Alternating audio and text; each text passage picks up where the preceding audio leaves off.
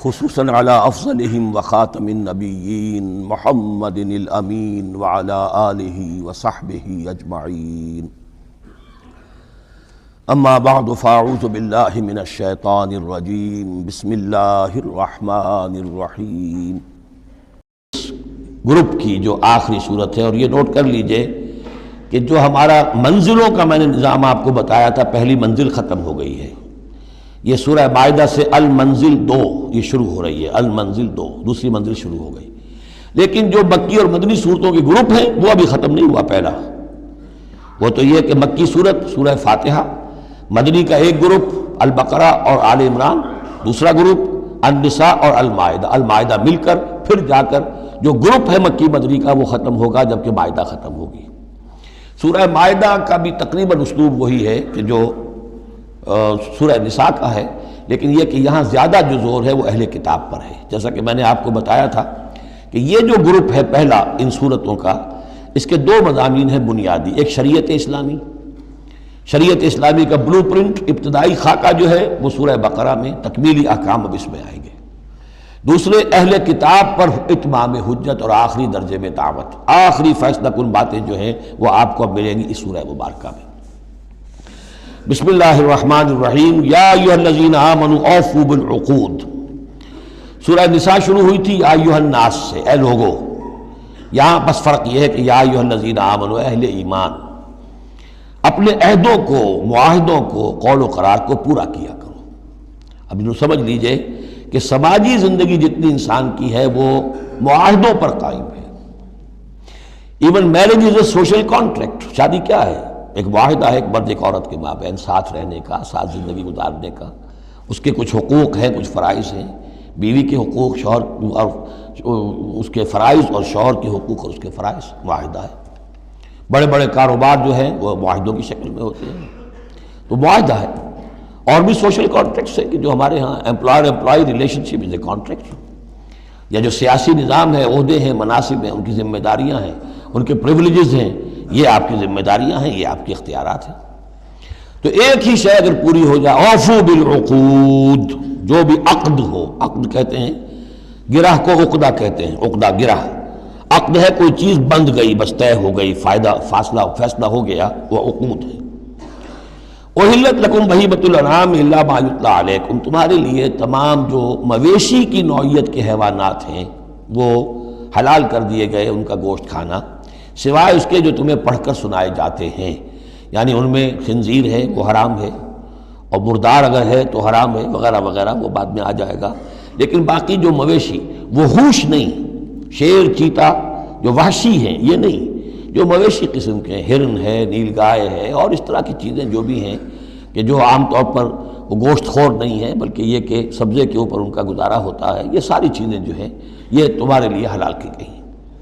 غیر محل الصید وانتم حرم، ایک تم پر پابندی ہے کہ اگر حج کے لیے احرام باندھا ہوا ہو یا عمرے کے لیے تو تم اس حالت میں شکار نہیں کر سکتے۔ ان اللہ یحکم ما یرید، یہ اللہ کا اختیار ہے، وہ فیصلہ کرتا ہے، حکم دیتا ہے جو چاہتا ہے۔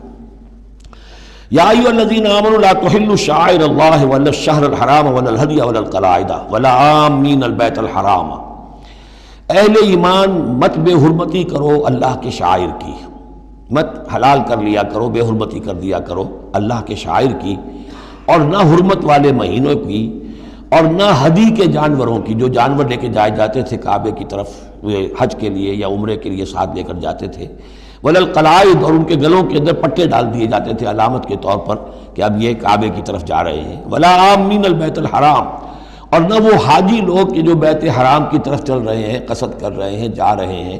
اب وہ بھی ان کی بھی ایک نسبت ہو گئی ہے کہ یہ سفر کر رہے ہیں تو اللہ کے گھر کے مسافر ہیں۔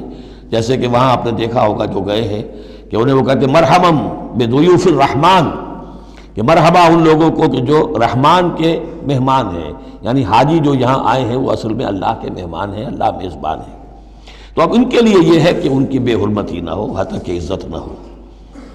یبتغون فضلا من ربہم ورضوانا، یہ سب جو ہیں اللہ تعالیٰ کی فضل کی اور اس کے اپنے رب کے رضوان کی تلاش میں ہیں، اس کی کوشش میں جا رہے ہیں۔ وَإِذَا حَلَلْتُمْ فَاصْطَادُوا، ہاں جب تم احرام کھول دو، حلال ہو جاؤ، تو یہ حلال ہو جانا ایک اصطلاح ہے، جبکہ احرام کھل گیا۔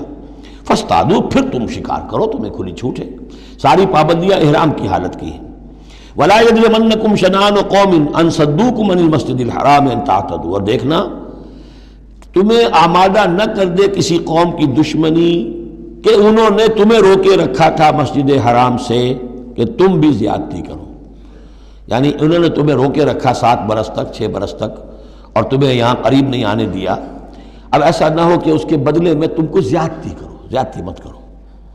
ولا یجرمنکم شنآن قوم، تمہیں آمادہ نہ کر دے کسی قوم کی دشمنی، اور دشمنی کس وجہ سے؟ ان صدوکم عن المسجد الحرام، کہ انہوں نے تمہیں روکے رکھا مسجد حرام سے، ان تعتدوا، کہ تم زیادتی کرنے لگو۔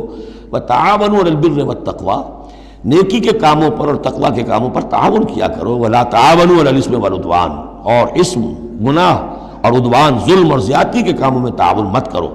واتقوا اللہ ان اللہ شدید العقاب، اللہ کا تقوی اختیار کرو، یقیناً اللہ تعالیٰ سزا دینے میں بہت سخت ہے۔ دیکھیے انداز بالکل وہی ہے جو سورہ نساء کا ہے، وہی معاشرتی معاملات، اس کے بارے میں بنیادی اصول۔ اب یہاں پہ پھر وہ آ رہی ہے آخری مرتبہ یہ آیت، اور مزید وضاحت کے ساتھ، حرمت علیکم المیتۃ، تم پر حرام کیا گیا مردار، جو خود اپنی موت مر گیا جانور، وہ حرام ہو گیا۔ والدم، دم اور خون، ولحم الخنزیر، اور خنزیر کا گوشت، وما اہل لغیر اللہ بہ، اور جس پر پکارا گیا اللہ کے سوا کسی اور کا نام، کسی اور کے نام نامزد ہے، کسی اور کا تقرب حاصل کرنے کے لیے وہ اس کا وہ جو ہے ذبح کیا جا رہا ہے۔ والمنخنقۃ، اور وہ جانور جو گلا گھٹنے سے مر گیا۔ کبھی ایسا ہوتا ہے کہ کوئی بکری ہے یا کچھ اور ہے، وہ اپنی زنجیر جس میں بندھی ہوئی ہے اسی کا کوئی پھندا ایسا لگ جاتا ہے، اب وہ جتنی کوشش کرتی ہے اس پھندے سے نکلنے کی، وہ گلا گھٹ جاتا ہے، مر جاتی ہے، تو یہ بھی مردار کے حکم میں ہے۔ والموقوذۃ، یا چوٹ لگنے سے کسی جانور کی موت واقع ہو گئی، وہ بھی مردار کے حکم میں ہوگا۔ والمتردیۃ، یا اونچی جگہ سے کہیں سے کوئی جانور گرا ہے، گردن ٹوٹ گئی ہے، مر گیا ہے، وہ بھی مردار ہے۔ والنطیحۃ، کسی اور نے جانور نے سینگ مارا ہے، اس کے صدمے سے وہ ہلاک ہو گیا ہے جانور، تو وہ بھی حرام ہو گیا۔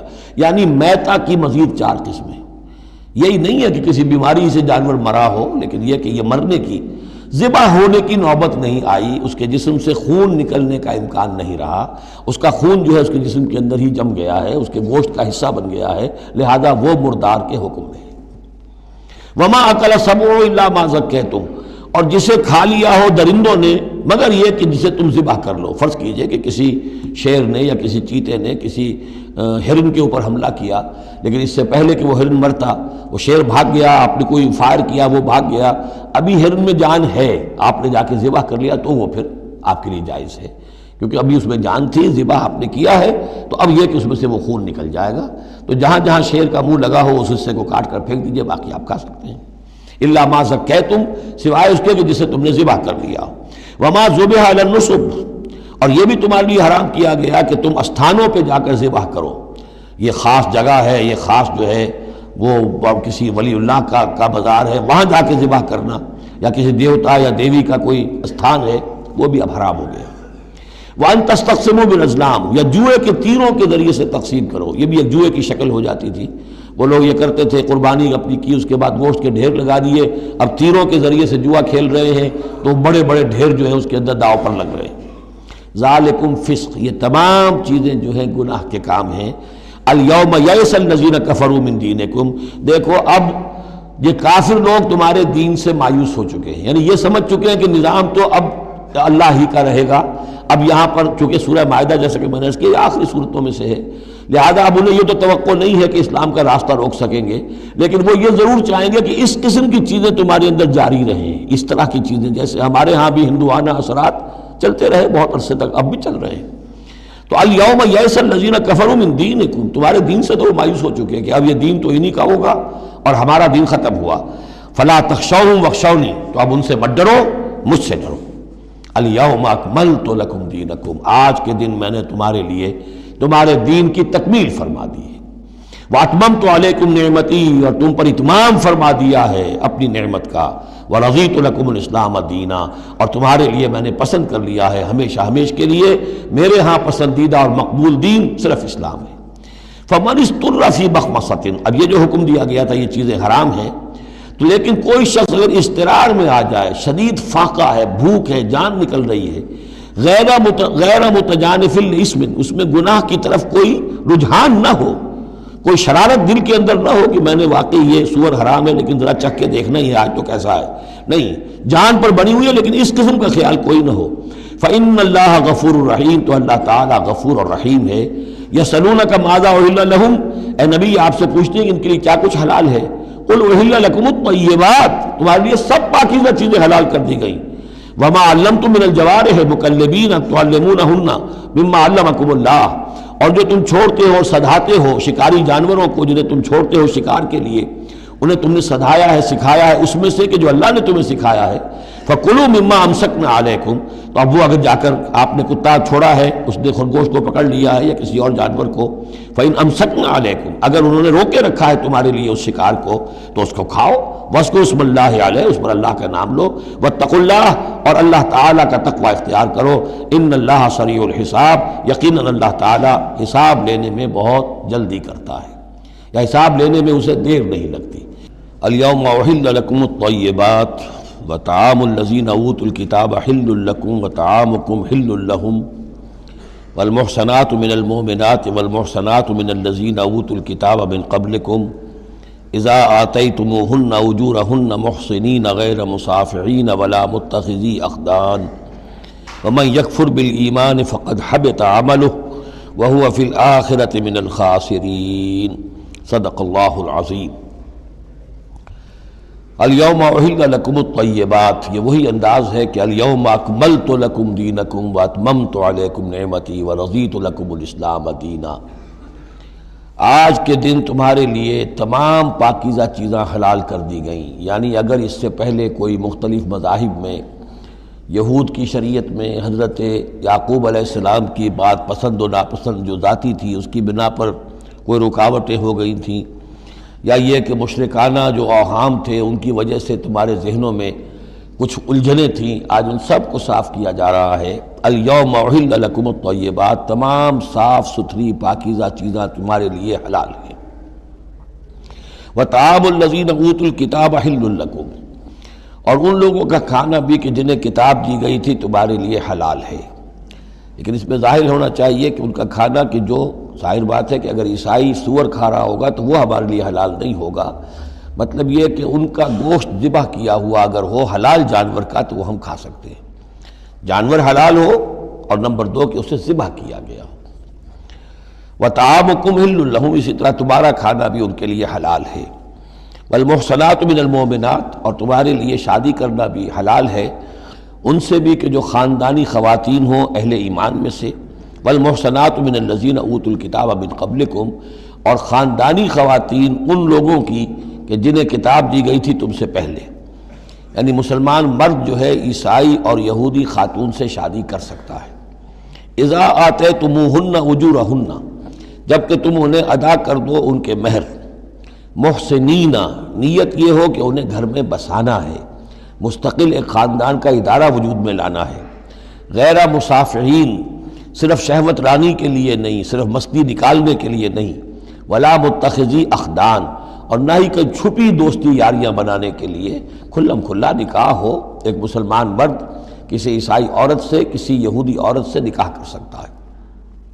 اس کے ضمن میں آج کل بہت سے اشکالات ہیں لوگوں کو، تو اس کے ضمن میں وضاحت کیے دیتا ہوں کہ جہاں تک تو شریعت کا اصل حکم ہے وہ تو یہ ہے، اور چونکہ شریعت محمد رسول اللہ پر پوری ہو چکی ہے، اب اس میں کوئی تغیر و تبدل نہیں ہو سکتا، لہذا اس کو منسوخ ہم نہیں کر سکتے، یہ تو قانون جو ہے قائم رہے گا، اور یہ اس کا جواز جو ہے، یہ اس کا جو کچھ لوگوں کو اس کے خلاف جو مصلحتیں نظر آتی ہیں وہ اپنی جگہ پر صحیح ہیں، لیکن اس کے باوجود قانون کو بدلا نہیں جا سکتا۔ اگر ایک خالص اسلامی ریاست ہو تو کچھ عرصے کے لیے کسی ایسی اجازت کو موقوف کیا جا سکتا ہے، جیسے حضرت عمر رضی اللہ تعالیٰ عنہ نے ایک زمانے میں جب کہ قحط پڑا ہوا تھا تو قطع ید کی سزا جو ہے، چوری پر ہاتھ کاٹنے کی سزا کو موقوف کر دیا تھا کہ حالات ایسے ہیں۔ اسی طرح سے عارضی طور پر کسی حکم میں، کسی ایگزیکٹو آرڈر کے ذریعے سے، اسلامی حکومت کے کسی عارضی حکم کے ذریعے سے کوئی پابندی لگ سکتی ہے۔ مثلا چونکہ صورتحال یہ ہے کہ مسلمان مردوں کو اجازت ہے عیسائی اور یہودی عورتوں سے شادی کی، مسلمان عورت کی شادی نہیں ہو سکتی کسی بھی عیسائی یا یہودی مرد سے۔ اب اس کی کیا علت ہے کہ عام طور پر سمجھا یہی جاتا ہے کہ مرد غالب ہوتا ہے، لہذا اس کا امکان ہے کہ وہ اپنی بیوی کو سیدھے راستے پر لے آئے گا، نہ یہ کہ اس کی بیوی اسے غلط راستے پر لے جائے گی۔ دوسرے یہ کہ اس زمانے میں اولاد ہوتی تھی مرد کی، تو گویا کہ ثابت تھا کہ جو اولاد ہوگی وہ ماں پر نہیں ہوگی، عیسائی نہیں ہوگی، یہودی نہیں ہوگی، بلکہ وہ مسلمان ہوگی۔ دوسرے اس وقت مسلمانوں کا غلبہ ہو گیا تھا اور یہودی عیسائی جو تھے وہ ان کے گویا کہ تابع ہو چکے تھے۔ نفسیاتی اعتبار سے یہ دونوں صورتیں اس وقت بدل چکی ہیں۔ آج مسلمان مغلوب ہیں، یہودی عیسائی جو ہیں ان کا پلڑا بھاری ہے دنیا کی سیاست میں اور دنیا کے معاملات میں۔ ویسے بھی مرد جو ہیں وہ کمزور ہو چکے ہیں اور عورتوں کا غلبہ ہے۔ اس حوالے سے مناسب یہی ہے کہ یہ شادیاں نہ ہوں، لیکن حرام ان کو ہم نہیں کہہ سکتے۔ البتہ کوئی اگر اسلامی ریاست کہیں قائم ہو جائے تو پھر وہ وقتی طور پر جب تک کہ حالات میں کوئی اور تبدیلی نہ ہو جائے مصلحتوں کے پیش نظر اس اجازت کو عارضی طور پر منسوخ کر سکتی ہے۔ وَمَن يَكْفُرْ بِالْإِيمَانِ فَقَدْ حَبِطَ عَمَلُهُ، تو جس شخص نے ایمان کے ساتھ کفر کیا اس کے تمام اعمال حبط ہو گئے۔ اب اس میں اشارہ اہل کتاب کی طرف بھی ہو سکتا ہے کہ پہلے وہ صاحب ایمان تھے، جب تک محمد الرسول اللہ تشریف نہیں لائے جو حضرت عیسیٰ کو مانتا تھا وہ مومن تھا، جو حضرت موسیٰ کو مانتا تھا مومن تھا، لیکن یہ کہ اب اگر وہ نہیں مان رہے تو گویا کہ وہ کفر کر رہے ہیں۔ اور دوسری یہ کہ کوئی شخص ایمان کا مدعی ہو کر ایسی حرکتیں کرے کہ جو کہ کافرانہ ہے تو اس کے تمام اعمال حبط ہو جائیں گے، وَهُوَ فِي الْآخِرَةِ مِنَ الْخَاسِرِينَ، اور آخرت میں وہ ہوگا بڑے خسارہ پانے والوں میں۔ بارک اللہ لی ولکم فی القرآن العظیم ونفعنی وإیاکم بالآیات والذکر الحکیم۔